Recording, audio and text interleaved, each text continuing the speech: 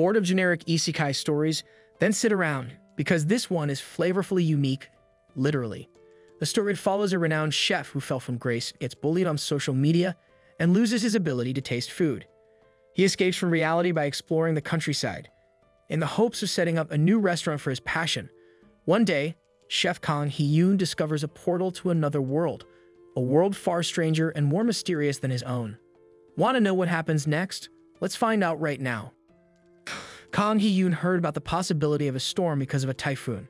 Kang Hee-yoon thinks that it would have been terrible for his camping plans. However, underneath the clear sky, the happy chef cooks mouth-watering kimchi and samgyeopsal. Kang Hee-yoon helped himself with a refreshment, feeling pumped for the day. Rain means very little to him in this world. Kang Hee-yoon's new friends greet him.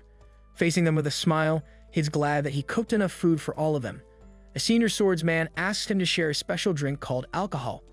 Two members of the Beast Man tribe also join the party. An elder mage, as well as a beautiful blonde elf, complete the group. Kang Hee-yoon isn't worried because he is no longer on the planet he once knew.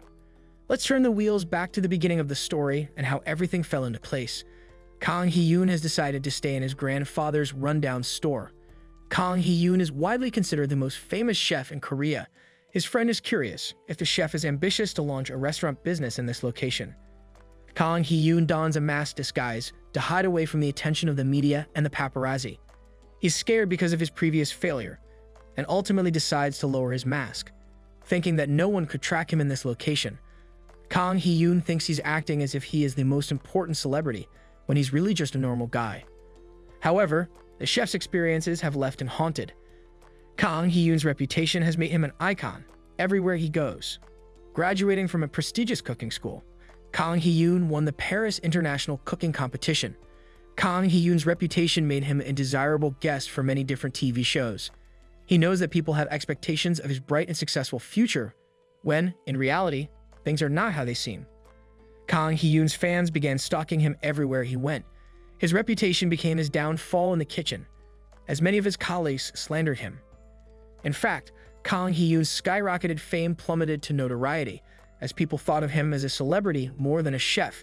This is like the typical Instagram and Twitter situation. To be honest, his reputation on social media wasn't well received either. Kang Hee-yoon received hundreds of hate comments, spiraling him into misery. He miserably read his phone screen. A glimpse of his room revealed that his life had taken a downward shift. Imagine the world bullying you until your spirit breaks and your career ends. Since the attention became the bane of his existence, the chef decided to move to his grandfather's old store. His friend suggests that Kang Hee-yoon reconsider his life choices, since he won't be able to earn a lot in this location. Kang Hee-yoon isn't worried, claiming that he wants to rest. His friend believes otherwise, as starting a business is the opposite of choosing a relaxing life. Kang Hee-yoon counters by emphasizing his passion for cooking. His friend suggests that they eat, and Kang Hee-yoon agrees to get some takeout. Locating a nearby restaurant, Kang Hee-yoon stares at his bowl of noodle soup with disgust. Since he is a perfectionist chef, he is barely able to take his food seriously. A furious Kang Hee-yoon, who looks constipated, demands to speak with the manager in regard to the disgusting food. This man channeled the energy of the average Karen and slammed it into his Gordon Ramsay personality. His friend, who could be related to the average person, thinks that the sauce is fine. He doesn't have any issues with the taste. The word taste deeply bothers Kang Hee-yoon. That is because Kang Hee-yoon has lost the ability to experience the greatest joys of his creation as a chef. In simple words, he has lost the ability to taste food. It all happened one day when Kang Hee-yoon realized he could no longer experience taste. Upon booking an appointment with a doctor, Kang Hee-yoon learned that his condition was a result of psychological stress. This renders any promises of surgery useless and undetermined. The doctor recommended Kang Hee-yoon to alleviate his stress and suggested he take up a hobby. Kang Hee-yoon's friend is annoyed and seriously thinks he has made a terrible choice, planning to build a restaurant in the worst location.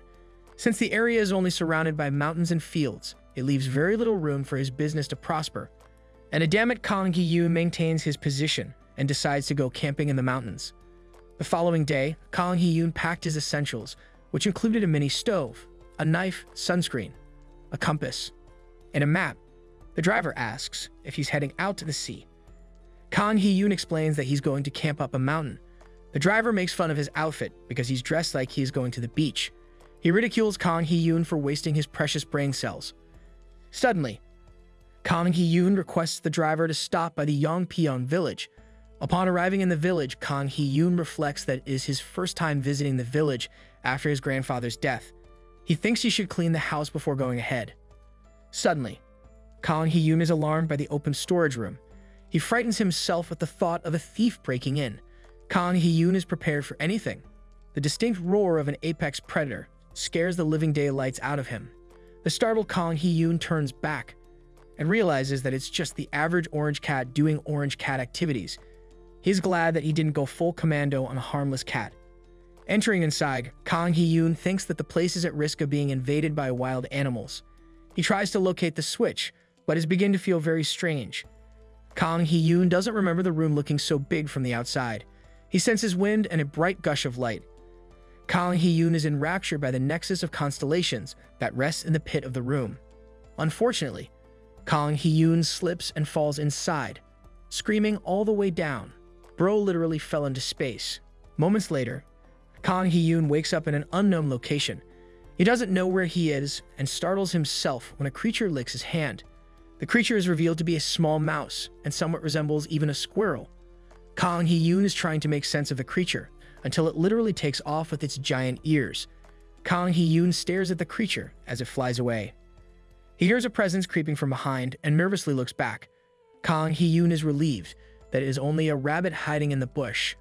The max-level Giga Chad rabbit pops out of the bushes and probably follows the Rock's training program to attain that physique. Kang Hee-yoon is literally left speechless when he sees the Giga Chad rabbit flex his muscles as he hops away. Kang Hee-yoon is fed up already and rushes to find the nearest exit out of this location. The night is soon to come, leaving a tired Kang Hee-yoon scared for his life. He doesn't have any services to contact people and sulks when he remembers his doctor's advice.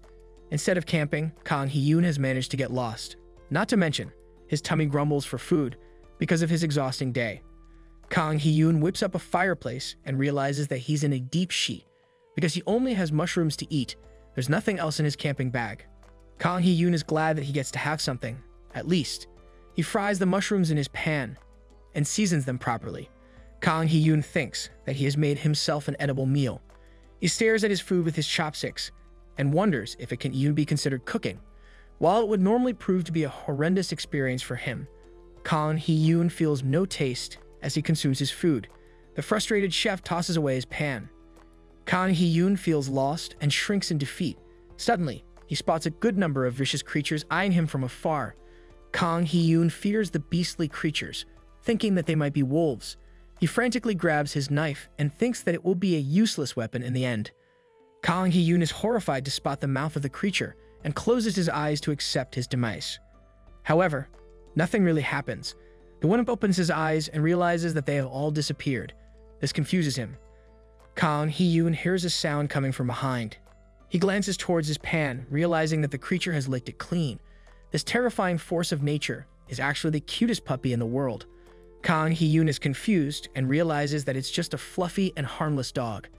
The adorable furball has plagued him with questions. Kang Hee-yoon guesses that the dog might belong to the Siberian Husky breed. He is welcomed by the little guy and doesn't know where it came from. Kang Hee-yoon is confused by the little one's fixation with him. He confesses that he isn't really a dog person and doesn't know why people find dogs so cute. Funnily enough, Kang Hee-yoon pets the little furball as he is making fun of dog people. Kang Hee-yoon doesn't understand why its fur is rough and stiff. He properly inspects the creature's appearance and shocks himself. Kang Hee-yoon realizes that he is dealing with not a dog, but a wolf. Kang Hee-yoon has discovered himself the furry fellow in this bizarre world. He frantically looks from left to right to search for the animal's mother. Kang Hee-yoon pisses his pants when he realizes that a mama wolf might be his early ticket to the afterlife. Kang Hee-yoon sulks in exhaustion, knowing that it doesn't matter if it is a dog or wolf because he's destined to die in such a remote place. The little pup pulls on his shirt, making Kang Hee-yoon wonder if the small furball is interested in eating him at this point. He also seems to know exactly what human flesh tastes like for some reason. Suddenly, a portal begins to rise. Kang Hee-yoon realizes that it's the same portal from which he came into this world. His first thought is to repeat his actions in order to return to his previous world. Left with this choice, Kang Hee-yoon is at an impasse. The chef reaches out his hand, wondering whether this portal leads to an even worse hell. He bucks around and acts patient. However, the cute furball from before pushes him full force from behind. This ass kicker, literally speaking, knocks him out. Poor Kang Hee-yoon falls into the depths of the mysterious portal, while the baby wolf watches from above. Opening his eyes, Kang Hee-yoon surprises himself because he has actually returned to his original world. The thoughts of joy succumb to him. Having survived such a close encounter with death, Kang Hee-yoon feels sad for not being able to thank the little creature that became responsible for his salvation. While he's stupidly making a vow, the baby wolf stares at him in adoration. Kang Hee-yoon turns his head to notice the animal and is struck, confused by the wolf's appearance. Bro was offering his gratitude and now has a permanent problem to deal with. Kang Hee-yoon has brought his new pet home. He has a hard time cleaning the little guy. Kang Hee-yoon even offers the little guy a list of names to call him. After their long day, the two of them doze off in bed, the furball sticking its tongue out looking like the cutest thing that has ever walked the earth. Comment W rice cake if you agree. The following day, Kang Hee-yoon stretched his body and reflected on having slept well. In fact, he doesn't recall the previous time he slept soundly. The little guy is still knocked out as if he has no intention of waking up for days. That's low-key me with my 11 alarms. Kang Hee-yoon feeds the drowsy little animal some dog food, thinking that it should be fine for wolves. However, the baby wolf's strong denial is enough to prove him otherwise. The bloke thinks cat food is a better replacement or even rabbit food. The annoyed furball shakes its head. The agitated Kang Hee-yoon, with a visibly animated facial expression, thinks that he should starve this picky animal at this point. Kang Hee-yoon decides to take out two birds with one stone by solving both their food problems. He prepares a variety of dishes, despite not being able to taste any of them. Kang Hee-yoon thinks that there might be some food out there that he might be able to taste. He decides to call the furball rice cake, which is currently on his table, munching on his food. That is when Kang Hee-yoon realizes something. The baby wolf is intelligent enough to avoid the convenience store food. Kang Hee-yoon is perplexed because he refused to eat steak despite the meat. A pensive Kang Hee-yoon wonders what he should do. He prepares his steak himself, having used premium quality meat and made it the same style. Kang Hee-yoon adds that the sauce is actually different. The usual sauce is the commercial sauce, while his sauce is the one that was applauded in an international cooking competition. God of Thunder Kang Hee-yoon declares that the animal will have to choose between one of the steaks. It is the perfect loyalty test, lol. The animal inspects the commercial sauce first, which is delicious in its own right. However, Kang Hee-yoon thinks that if the furball chooses his sauce, then that would mean it is an Epicurean. Shockingly, the animal eats the commercial sauce steak and then proceeds to down the special recipe sauce one as well. Kang Hee-yoon declares the creature an Epicurean. The adorable ball of fluff is satisfied having experienced a gourmet meal. Kang Hee-yoon realizes that he has to be selective about the food he feeds his new pet. Still, Kang Hee-yoon feels happy having cooked a meal. In the next scene, Kang Hee-yoon is busy painting the structure in green. He is confused by the color and wonders if it has something to do with the paint. Kang Hee-yoon sees his furball resting and thinks that it's fair for the color to turn out this way. Since he is using indoor paint on the outside, he gets insulted by a boomer who calls him stupid for not being able to recognize paint. Kang Hee-yoon questions the man's identity. The man strongly replies that he's the most important person in the village. In fact, he's the village chief who insisted upon coming to visit the young man. The village chief continues to roast him for his F-tier paint skills. He's also surprised to see a dog. Kang Hee-yoon refuses to reveal that it's actually a wolf and agrees. The village chief offers to help Kang Hee-yoon with the paint. A nervous Kang Hee-yoon tries to turn him down, and the village chief tells him that there are people who can paint well in this village. The boomer reminds him not to be busy with his schedule this weekend because he'll get him someone for the job. A reluctant Kang Hee-yoon eventually accepts, internalizing his annoyance. The weekend arrives at last. The village chief introduces the son of the Jung family, who has excellent skills. Jung Min-ho greets Kang Hee-yoon, who is surprised that the older man really followed up with his words. Kang Hee-yoon watches them work, while Min-ho works the paint. Kang Hee-yoon wonders why they're working so hard for someone else. The village chief knows that the place is looking to become a restaurant and inquires further details. Kang Hee-yoon reveals that he's in the process of opening an Italian restaurant. The village chief is befuddled, so he has to clarify that it's supposed to be a Western restaurant. Min-ho is intrigued and eagerly asks if the man would be willing to sell pork cutlets as part of the menu, as his wife likes them. Minho is sad because their favorite restaurant is always closed. Not to mention, his wife is pregnant, so they also have a distance problem. Even though Minho tried to make it himself, he failed miserably and probably cooked poison. Minho thinks that it's fine, even if the young chef doesn't sell them, because he's only curious. Kang Hee-yoon reflects that pork cutlets are very easy to make. However, he finds himself at a loss, serving his customers food that he himself can't even taste. Kang Hee-yoon considers the act sinful in some regards. At this point, he's starting to wonder if he should open a restaurant at all. Kang Hee-yoon is about to speak when the little furball grabs his attention. The beady blue eyes stare at him in joy. Kang Hee-yoon realizes something important and slams the table in acceptance. Kang Hee-yoon clarifies that he can make pork cutlets and help Minho's family relive their past experiences. After receiving all of the necessary information from Minho, Kang Hee-yoon stands at his cooking station, jotting up the details of the recipe. He wonders if they like pork cutlets with demi-glace sauce. Kang Hee-yoon wonders if the countryside store would even have tomato paste. Then again, he focuses on the details of Minho's description and draws his conclusion. It's actually ketchup. Kang Hee-yoon prepares himself with his Chef Junior rice cake. A devoted Kang Hee-yoon chops his onions and stir-fries his ingredients. His expert taste tester is actually the little wolf. Kang Hee-yoon uses its tail as a reference for the sweetness. He perfectly plates the pork cutlets, which looks savory enough to make me want to punch the computer screen.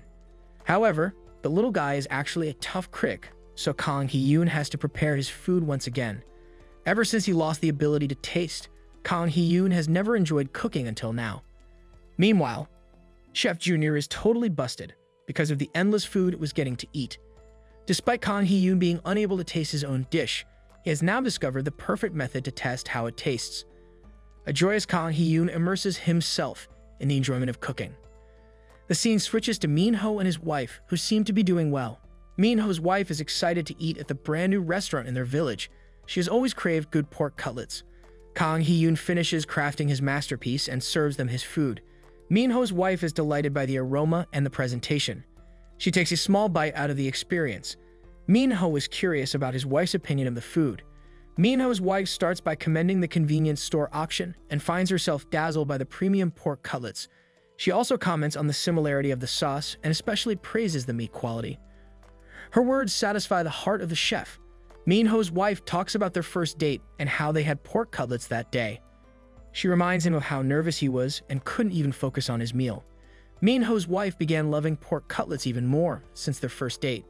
She confesses that it must be because of the memories associated with the food itself. Kang Hee-yoon is more than happy to hear those words. He checks on his sleepy little furball, who is now an overweight fat truck, as a result of their experiments. Kang Hee-yoon praises rice cake. Subscribe to the channel if you want to see part 2 because of this little guy. After that, Kang Hee-yoon is seen as focused. He had just served a customer before the grand opening of the restaurant. Kang Hee-yoon has decided against his original idea of Italian food. Instead, his business plan is to focus on the food favored by his customers. Kang Hee-yoon has reconsidered his menu, and even though these types of restaurants already exist, they're premium and require reservation. Kang Hee-yoon knows that he will have to overcome this obstacle on his way to building a successful restaurant. As for his fluffball, Kang Hee-yoon is shown to be a little concerned. He wonders if this is the infamous dog depression, even though this little guy isn't the dog in the first place. Kang Hee-yoon questions if the furball misses its original habitat. He knows that one thing leads to another quickly, which is why he forgets that the animal actually belongs to the other world. Kang Hee-yoon is a little sad because his house will get even emptier than before. Although Kang Hee-yoon wants to take him back to the other world, he's still not used to what he saw upon his last visit. A frightened Kang Hee-yoon is suddenly shown shivering at the thought of returning. However, his fears are subsided when he sees the beady blue eyes of his lovable pet. Kang Hee-yoon does his best to resist the temptations of the animal, but alas, the little guy's watery eyes and irresistibly cute face are enough to persuade him. Kang Hee-yoon, who was determined not to venture into the other world, has returned once more. He's still split-minded about his decision and thinks that he should quickly go about his business. The max level, 12 times classical physique champion Rabbit is quietly observing him. Kang Hee-yoon tries to explore this bizarre world. He wonders If this place is like a completely different dimension, like in fiction, Kang Hee-yoon hears the sound of water and follows until he is shocked by what he discovers. What lies before him is the mesmerizing and tantalizing Blue Lake. The beautiful scenery is enough to make him understand why the otherworldly animal was upset. Kang Hee-yoon decides to say farewell with a parting gift. He reaches for his bag and remembers that the animal helped him a lot with the pork cutlets. As a reward, Kang Hee-yoon brought his grill and top-grade meat as food.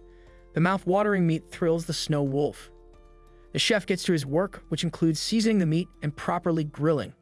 Finally, it is served on a plate. The baby wolf rushes to devour the meat, while Kang Hee-yoon jokes that rice cake might start flying at this point.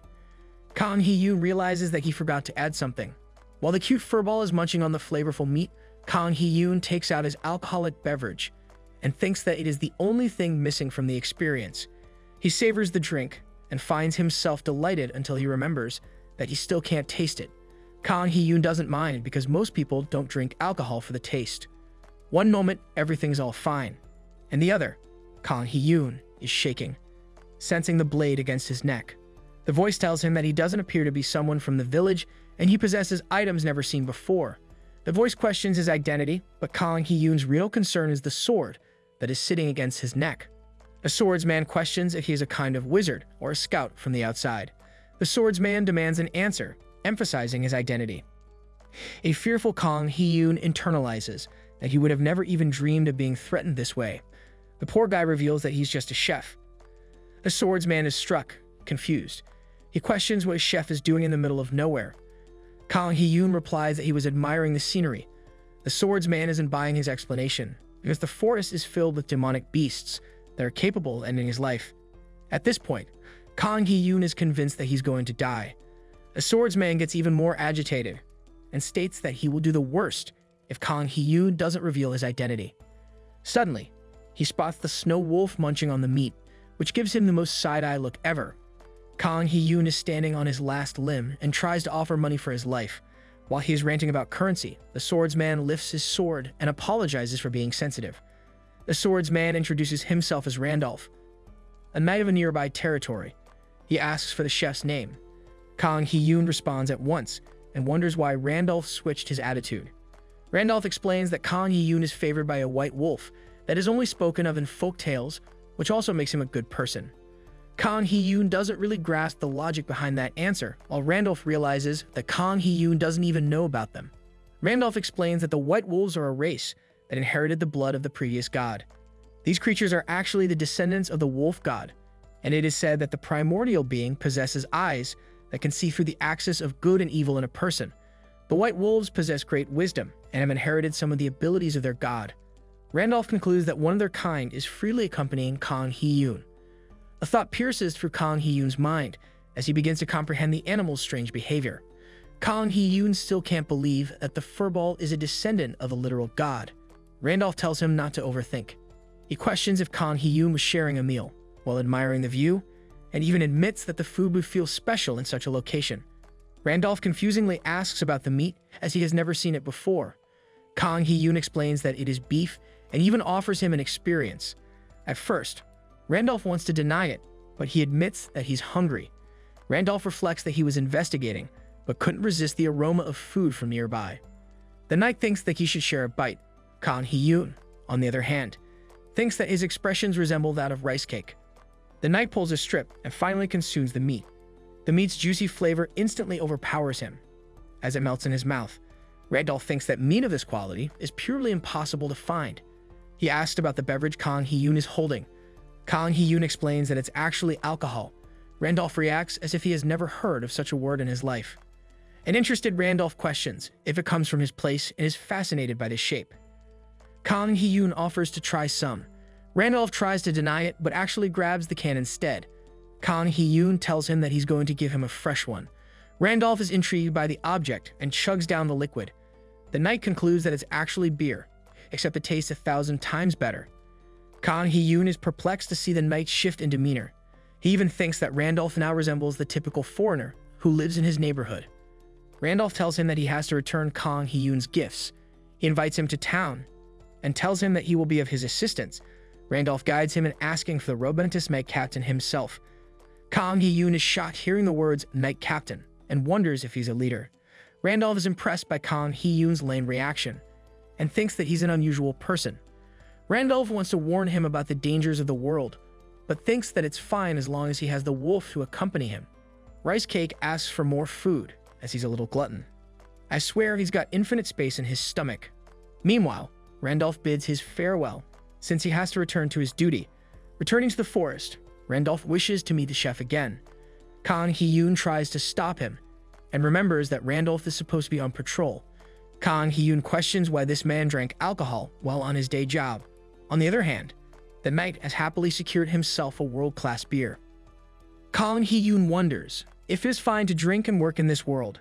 He accepts it as a different norm. The chef feeds the last of the food to the little guy. Kang Hee-yoon shares happiness from having had good times with Rice Cake. They shared many memories, but now he has to leave him behind. Kang Hee-yoon feels genuine sadness and accepts the brief encounters. He prepares himself to leave and wishes Rice Cake a good life. Stating those words, Kang Hee-yoon turns away. As he walks away, Kang Hee-yoon looks back and almost feels disappointed that the animal hasn't swarmed him. He copes with reality, thinking that they didn't know each other for long enough. He thought that Rice Cake would have shown more emotion towards him and suddenly saw that the food bowl was empty. Kang Hee-yoon thinks that the animal has left. What he doesn't know is that the world's stealthiest animal is hanging on his bag. Kang Hee-yoon suddenly realizes and scolds him because he refuses to let go of his bag. Kang Hee-yoon sulks in disappointment, not knowing what is wrong with the baby wolf. He doesn't know why it is reacting in such a way. Rice Cake deals the killer blow by licking his hands. Kang Hee-yoon doesn't understand, because he knows the animal wants to return to its home planet. They share a cute moment, especially when the fluffy baby confirms that he wants to go with him. Kang Hee-yoon smiles and grabs Rice Cake, realizing that he has lost this war. In the next scene, they return to Earth. Kang Hee-yoon feels uneasy because he has to return to the other world frequently because of his pet. He doesn't mind the thought because they had fun today. Kang Hee-yoon directs his attention to the people around him. The worst part is they're all sitting right in front of his house. The village chief sees him and greets the man. Kang Hee-yoon questions what the others are doing. The village chief explains that they're actually sharing a feast. Kang Hee-yoon tries to feign ignorance and claims that he hasn't heard of such a thing. The village chief receives a banner from one of his men. Kang Hee-yoon explains that he will be taking his leave, but the village chief insists that he join them at once. The village chief emphasizes that it's actually Kang Hee-yoon's welcoming party. The chef is shocked and doesn't understand what he means. The people enjoy the meals while chatting with each other. The life of the party, or more accurately, the death of the party, is actually Kang Hee-yoon himself. He is the average introvert who just wants to go home. Min-ho's wife becomes his guardian angel and tells the others that Kang Hee-yoon is exhausted. Kang Hee-yoon questions whether people normally like to celebrate a new resident this way. Min-ho's wife confirms that they're in a small town, so they'd love to celebrate together. The people share each other's happiness. The village chief agrees with the motto of sharing, which is caring. He also whispers to Kang Hee-yoon, advising him to use this as a great opportunity to promote his restaurant. Kang Hee-yoon suddenly realizes that the village chief is actually trying to help him flourish in his business. Unfortunately, it's hard for him to take his words at face value, because Kang Hee-yoon knows that this guy is also drunk. On the other hand, he does agree with the idea of advertising his restaurant. While the people are enjoying food together and sharing good conversation, Kang Hee-yoon sits by himself, drinking to his content. He wonders where his pet Rice Cake went. A few people ahead of him are seen observing a cotton ball. They wonder who let the dog out and surprise themselves with its behavior. The people try to pat the animal, but he's very selective and easily floats away. Rice Cake effortlessly escapes the people who are trying to pet him. Having dodged everything, the wolf is looking to eat more food. In fact, he ramps up at an incredible speed and annihilates every strip of meat on each plate. The people are shocked by the mystery of their disappearing steak. Funnily enough, the frozen food is still left untouched because this little guy has an expensive taste. Min-ho asks Kang Hee-yoon if Rice Cake is his dog. Kang Hee-yoon, to save disappointment, basically pulls and I don't know this guy. Right now, he's wondering if he really should have tossed him back then. The emotional memories are being replaced with shame. Kang Hee-yoon spots a particular boy sitting all by himself. He is surprised to see children in the town. Kang Hee-yoon senses the boy's loneliness and sees that his grandmother is offering something to the boy. The boy angrily tosses it to the ground, frustrating Kang Hee-yoon to newer levels. Sang-woo's grandmother tries to stop him, but he races off. The village chief asks about the boy, since he has never behaved in such a way. Sang-woo's grandmother explains that he has been acting strangely ever since he returned home from school the other day. She remembers the boy's classmate bragging about eating a burger and proudly throwing a tantrum over it. Even though Sang-woo's grandmother bought him the convenience store burger patty, the boy refused to eat it. Kang Hee-yoon collects his thoughts. Meanwhile, the village chief explains that they actually don't sell burgers in this town. Instead, they are sold at MCD, a place decorated with theme parks. The village chief explains that they can still make something, even if they don't sell it. He points to their one and only chef, who has arrived from Seoul. The poor chef is baffled and tries to shrink away. However, the village chief has already pinned all the burden on him. The village chief thinks that Sang-woo doesn't really want a hamburger. Kang Hee-yoon relays his confusion. The village chief explains that the boy is likely jealous about his classmate's family, going out to spend time together. Since Sang-woo's mother is sick, she stays at the hospital, while his father works abroad. The experience isolates the boy, who is lonely and sad by himself. Kang Hee-yoon realizes the meaning behind his words. The village chief explains that Sang-woo is actually the only kid they have in town, which is why they try to take care of him. He believes in the chef's ability to deliver a promising result. Kang Hee-yoon is surprised by the village chief, who seems to be an expert in knowing everyone's situation.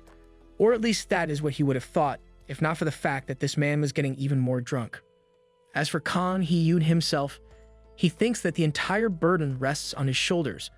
While it's incredibly easy to make hamburgers, Kang Hee-yoon himself has never been to MCD. Since he was so busy studying in America, he never got the chance.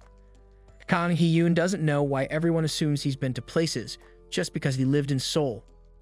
Meanwhile, Rice Cake is trying to get him to pay attention to his misery. Unfortunately, Kang Hee-yoon is far too busy trying to punish his pet for being the world's greatest meat stealer. The intelligent little rascal tries to persuade him with his admirable and inviting looks, but Kang Hee-yoon is unfazed. The thought of no food destroys the little guy, until Kang Hee-yoon explains that he will let him taste some for his sake. Kang Hee-yoon creates a masterpiece of a burger, but he isn't really convinced because Rice Cake didn't enjoy it as much. Kang Hee-yoon remembers eating a lot of hamburgers while he was studying. He went to America because of his passion for cooking. There, Kang Hee-yoon honed his talents. Despite being a stupid decision, Kang Hee-yoon believes that it was worth the risk for his passion. He states that he really likes cooking and remembers his young, passionate self. Kang Hee-yoon wonders how he would see himself and how he would react. He recovers from getting lost in a different topic. Kang Hee-yoon knows that the taste doesn't have to be identical. He requests Rice Cake to eat more food. And what do you know? The furball excitedly waits. Kang Hee-yoon prepares his apron and thinks that it is an insult for him to go easy on his craft. He puts on his cap and claims that he has always been competitive about his cooking. The perfect burger is being crafted for Sang-woo. Min-ho and his wife anxiously await, and they think that the chef is capable of cooking everything. Sang-woo doesn't share an excited expression on his face. That is until the boy is served the burger of his dreams. They're all excited and entice Sang-woo to try it out. Sang-woo takes a bite out of the burger at last. The taste is ethereal, as it crafts the memory of America. Sang-woo dons a joyous expression and thinks that it's 100 times better than the convenience store option. Sang returns to tell his grandmother, who is happy to see him happy. Sang-woo sulks and finally shares his desire to see his mother. The reason he asked for a burger is because he thought he could go to Seoul as an excuse. That's why he wanted to try it out so badly. Sang-woo apologizes repeatedly and begins to cry because of his mistake and his desire to see his mother. His grandmother consoles him and realizes that Sang-woo has to suffer on his own. She apologizes for not recognizing his struggles and embraces him. Even though the boy is so young, he is forced to live a life without his parents. Sang-woo whines and states that he is fine with living with his grandmother. In the middle of this, Kang Hee-yoon interjects that he will be going to Seoul soon and asks if the boy would be willing to come along. Sang-woo's grandmother is surprised while Sang-woo questions if he really can. Kang Hee-yoon explains that they could also stop by the location where he wants to try the burger since he has never had it either. His words amaze Sang-woo, who accepts Kang Hee-yoon's offer. Min-ho's wife encourages the boy to take many pictures during the trip. Even though their interaction was wholesome just now, Kang Hee-yoon is lightly regretting the decision because he dreads the thought of going back. Sang-woo happily thanks the chef, while Kang Hee-yoon confirms that they will be going soon. The following day, Kang Hee-yoon is confused as to what he should do with the leftover ingredients. He wonders if he should use them during his camping, since Kang Hee-yoon has never actually gone camping before and wouldn't have time to spend on a vacation when the restaurant opens. He is interested in making use of the opportunity. Rice cake bothers him, and he seems to like the idea. Kang Hee-yoon is a little concerned, because it is as if the animal believes he is going to camp in his world. Kang Hee-yoon denies wanting to camp in such a dangerous location. Plot twist. He decided to camp in a dangerous location with the furball. Kang Hee-yoon reflects that he's visited this damn world more times than he has been to the grocery store. He prepares his luggage and praises the lovely view of the forest. Kang Hee-yoon assembles his tools and prepares a camp. While he's busy doing that, Rice Cake entertains all of us as he goofs around with a butterfly.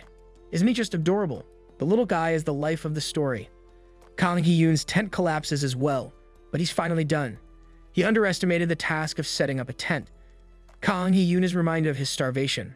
In response, Kang Hee-yoon winds up a succulent stew and pours himself a portion of it. The other animals are drawn to its aroma as well. Kang Hee-yoon doesn't mind sharing and decides to share some of the raw meat. Newsflash: the meat is chewed down by a large bird that flies away. After sharing his food with the little guys in the forest, Kang Hee-yoon reflects on how he initially thought he was going to be bored. However, it's been quite the opposite for him, as the experience is indeed satisfying. Under the shades of green, Kang Hee-yoon believes that he has discovered the process of healing. He is concerned about the rice cake and doesn't know where he went. Kang Hee-yoon thinks that his fluff ball will return when he is hungry. Kang Hee-yoon wants to set up a bonfire in the meantime. Unbeknownst to him, he's being spied on by a keen and observant eye from afar. Kang Hee-yoon thinks that it's actually rice cake and reaches out to feed him a bowl. Suddenly, a hairy arm reaches out to him, signaling an attack from a beast. Kang Hee-yoon dodges the attack in time and takes a good look at the creature. What he sees is a ferocious beast girl who is not in the mood to play around. Kang Hee-yoon is perplexed because he doesn't know if it's a human or a cat he's dealing with. He wonders if this creature is half human, half beast, as they show in the movies. The beast girl growls at him and lunges forth in an outlash. Kang Hee-yoon is barely able to evade her aggressive strikes. Kang Hee-yoon is begging for Rice Cake to show up and tries to seek negotiation with the beast. What's funny is that it's a human staring down an incoherent creature in the hopes of talking it out. Kang Hee-yoon wonders if she is hungry and offers her some food. Kang Hee-yoon sets it at a safe distance and asks her to go back. The beast girl is still cautious of him, but she is intrigued by the meat. She spots the beautifully cut bits of meat, enough to make her drool. The beast girl munches on the food. She feels the sharp sting of the chili, which burns her tongue. Kang Hee-yoon confesses that the kimchi stew is supposed to be spicy. He wonders if he should get her some water. While the beast girl is restless on the ground, she finds herself attracted to its taste. The beast girl returns to the bowl, this time eating it with delight. Kang Hee-yoon stands bewildered and thinks that the food might be to her liking. Meanwhile, the white furball finally returns. Kang Hee-yoon scolds him for not returning sooner. When he was in a pinch, Rice Cake is startled to see the cat eating what is meant to be his food. Rice Cake tackles her with god-tier speed in frustration for eating what was supposed to be his. Kang Hee-yoon tries to stop him and directs his attention to his food. The beast girl is reduced to a sobbing mess, but Rice Cake is even more annoyed and probably in the mood for murder. Bro is about to throw hands over his gourmet food. Kang Hee-yoon tries to break off their fight like a helpless parent until he spots someone even more intimidating. The beast man with a chiseled and shredded physique apologizes to the human and drags the beast girl away. Kang Hee-yoon and Rice Cake are left to themselves. The chef wonders if there are more races in this world than he thought. Back home, Kang Hee-yoon cleans his place and realizes that his opening day is around the corner. He thinks that he has wasted too much time and wants to prepare thoroughly for his business to thrive. Also, I don't need to mention how cute Rice Cake looks while he's mopping the floor, do I? The following day, the banner catches the attention of an elderly woman. With his remodeling and ingredient preparation finished, Kang Hee-yoon is almost done with cleaning. He thinks that his preparations are in perfect order and wants to have a magnificent grand opening of his restaurant. While he is beaming with joy, the elderly woman enters and asks if the place is open right now. Kang Hee-yoon is startled and explains that the restaurant will initiate operations tomorrow. Unfortunately, he is unable to reject the woman and tells her to have a seat. The woman sees some of his furniture and wonders why he hasn't thrown it away. She muses how the place hasn't changed a bit. Kang Hee-yoon questions if she was here when it was just a tea house. The lady refuses to entertain his question and inquires what he would sell in his restaurant. Kang Hee-yoon tells her that it's going to be centered around Western food, including pasta and pizza. The lady wonders if he means American noodles. She is interested in trying it out. Kang Hee-yoon tries to ask about the kind of pasta she would prefer, but she quickly shuts him down and leaves the task to himself. Standing in his kitchen, Kang Hee-yoon notes that it must be the first time the lady has tried pasta, since tomato pasta is a staple. Kang Hee-yoon decides to go for it. In the process of his flavorful cooking, Kang Hee-yoon thinks that he should lavishly treat his first customer. Kang Hee-yoon finishes the plate with an amazing presentation. The lady doesn't have an animated reaction to the meal. Even though Kang Hee-yoon himself hasn't tasted the pasta, he has already received compliments for this meal in the previous years. Kang Hee-yoon is confident that it's going to be the best there is. The lady brings herself to a pause before asking for its price. Kang Hee-yoon is struck horrified by the question and asks her to clarify. God and Bra, is this lady the final villain or what? She's done him more damage than the monsters. Meanwhile, the village chief leisurely enters the restaurant while he is complimenting the banner. He sees Grandma Park exiting the restaurant and wonders why she came a day early. The lady refuses to explain anything and leaves. Kang Hee-yoon is struck paralyzed in place. The village chief is surprised because her plate is mostly untouched. Kang Hee-yoon is absolutely devastated because of what happened. A speechless Kang Hee-yoon is left not only puzzled but also frustrated. The lady refused to touch his food, making him question the errors he made. Kang Hee-yoon shrinks to the corner of his room, while the village chief wonders if his preparations have experienced a downshift. A depressed Kang Hee-yoon declines, stating that he will be closing the restaurant down at once. The village chief is confused because the restaurant hasn't even experienced full operations yet. He tries to cheer him up after realizing how Grandma Park treats his food. The village chief jokes about how Kang Hee-yoon is not supposed to be some big-shot chef who satisfies everyone. Funnily enough, Kang Hee-yoon has won such competitions, making it harder to accept defeat. The village chief tries to persuade to a different topic. He claims that Grandma Park most likely didn't come to try out his food. The village chief explains that someone in particular frequented this location. Kang Hee-yoon doesn't know what he's talking about. The village chief explains that Grandma Park's husband often came to the tea house to his fullest. Saddeningly, the man passed away only last year, making it difficult for Grandma Park. She spends most of her time alone, to the point that it has been a while since the village chief last saw her. The village chief offers his philosophy and a piece of wisdom, advising the ones alive to live their lives to the fullest, as clinging to the past is foolish. He tries to console him because Grandma Park happens to be very picky with food. Paired with the fact that she's been on the down low lately, the village chief thinks that it's not Kang Hee-yoon's fault. Kang Hee-yoon is distraught hearing her story, to the point he's experiencing a headache. He was so bothered that he decided to camp in the other world again. Thanks to being accompanied by the Giga Chad rabbit and his 2-foot nuke of a pet, the dangerous creatures no longer threaten him.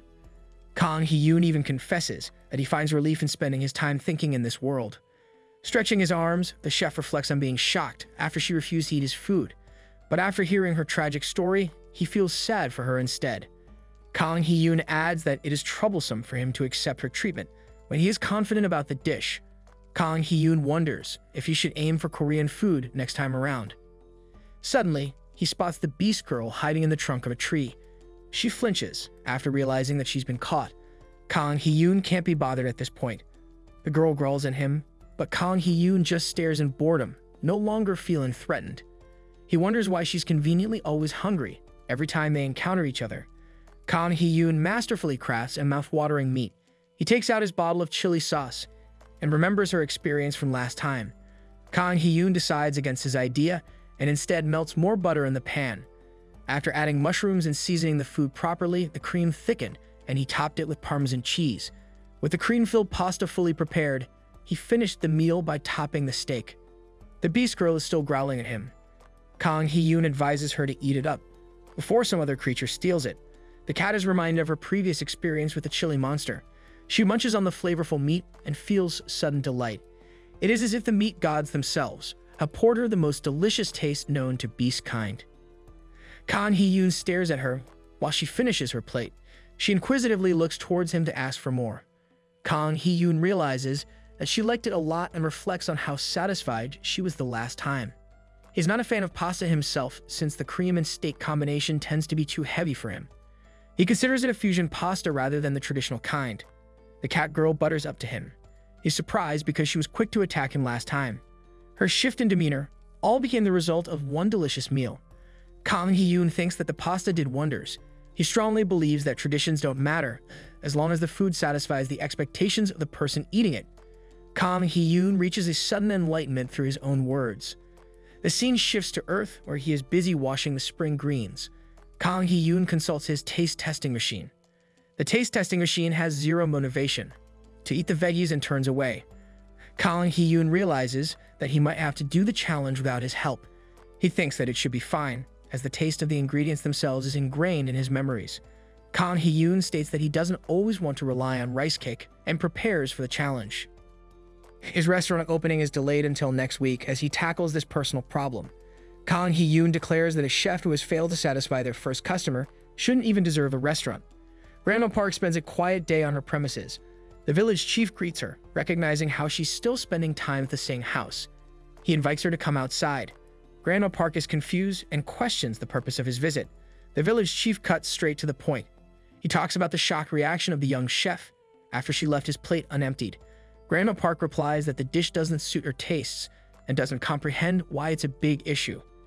Even the village chief agrees, but he tells her to pay him a second visit. Grandma Park thinks that she shouldn't be compelled to do something bothersome. The village chief exclaims that the experience could be different this time around. He questions if it is really so hard for her to move past her gates. He hopes that she gives him a chance to redeem himself. Saying those words, the village chief takes his leave. The scene switches to Kang Hee-yoon, who is currently working hard and focusing on a vegetable dish. He balanced it out by adding seafood, harmoniously blending the taste. Then comes the issue that he doesn't know how to invite Grandma Park to his restaurant. Suddenly, the bell rings. Kang Hee-yoon curiously checks to see who it is. Grandma Park politely asks if he's currently open. Kang Hee-yoon spots the golden chance to redeem his failure and happily replies. Grandma Park waits for the meal, pondering if the young chef is anticipating her arrival. She doesn't have high hopes for the food and thinks that he will serve the same dish. Grandma Park doesn't welcome the taste of the food and is slowly beginning to regret her decision to come. Suddenly, she is greeted with a particular floral aroma. The scent is enough to pique her interest. Kang Hee-yoon arrives with her food and politely thanks her for the wait. Kang Hee-yoon explains that this item is from the restaurant's exclusive menu, an item he calls the daylily pasta. The word daylily strikes her as surprised. She didn't know that daylilies could be found in America. Grandma Park's spiders of the meal taste just as good as it smells. She takes a bite and recovers the joy in her eyes. The nostalgic taste of spring greens stands out to her the most. Grandma Park revisits her most cherished memories of the beautiful spring when she shared a bench with her lover. Her husband, as if to reclaim their youthful love, teased her in the same way.